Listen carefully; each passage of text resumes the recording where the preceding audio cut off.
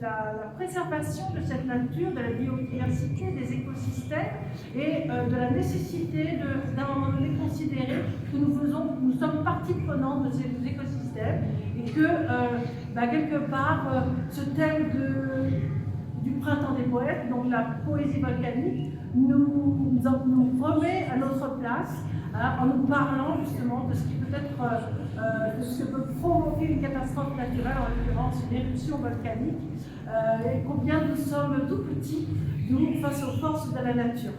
Voilà, donc c'était intéressant de faire le lien entre la thématique du printemps des poètes et celle de l'exposition précédente qui s'appelait le refuge des fées. Voilà donc le travail qui a été réalisé par les élèves que je remercie de tout cœur parce qu'il y a un bel investissement, de belles réalisations et une belle compréhension grâce aussi évidemment au travail des professeurs qui les ont conduits, qui les ont assistés et qui ont amené tout ce travail de compréhension nécessaire pour arriver à une telle qualité de réalisation.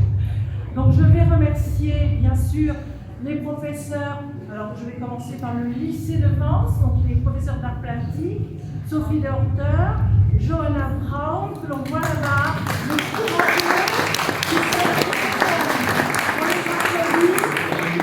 professeur d'art plastique avec les secondes, premières, terminales, options et spécialités, et qui se sont installés vraiment avec beaucoup de volontariat dans le parc, en défendant en fait cette question du land art et de cette nécessité de créer pour des œuvres qui finalement subiront l'érosion du temps et disparaîtront d'elles-mêmes et qui vivront au rythme de la nature. Bravo, parce que c'était pas gagné. Pascaline Lambert, donc Barbara Guillaume,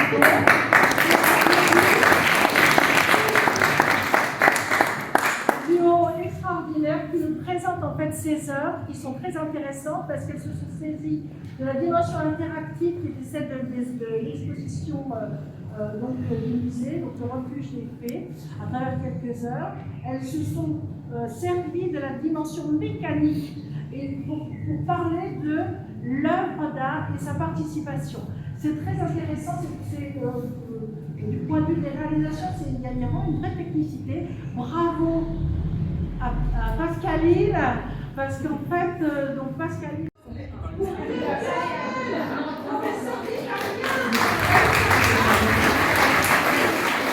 a travaillé justement sur la réalisation de l'art.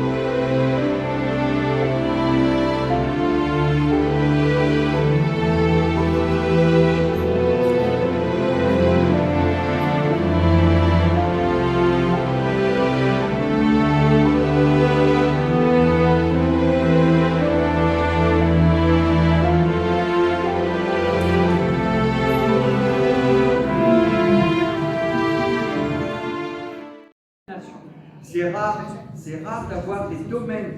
Vous avez plusieurs langues, anglais, espagnol, italien, français, des arts plastiques, des isimonjois, donc des gens qui sont en réinsertion ou en adaptation langagière, etc. Les collègues du lycée Matisse, collège de la Cine, bien sûr, tous ceux que tu as déjà cités, les services culturels, Jean-Yves Morat qui est absent ce soir, que j'excuse, et bien sûr Cédric Petit, Anne-Claire Legalès, qui est responsable de la microfolie, qui aussi met toujours la main à la pâte pour des projets coopératifs comme ça.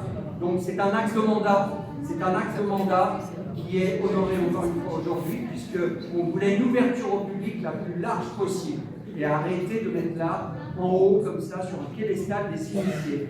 Donc profitez un maximum de la poésie, aussi volcanique soit-elle. Voilà, bonne soirée.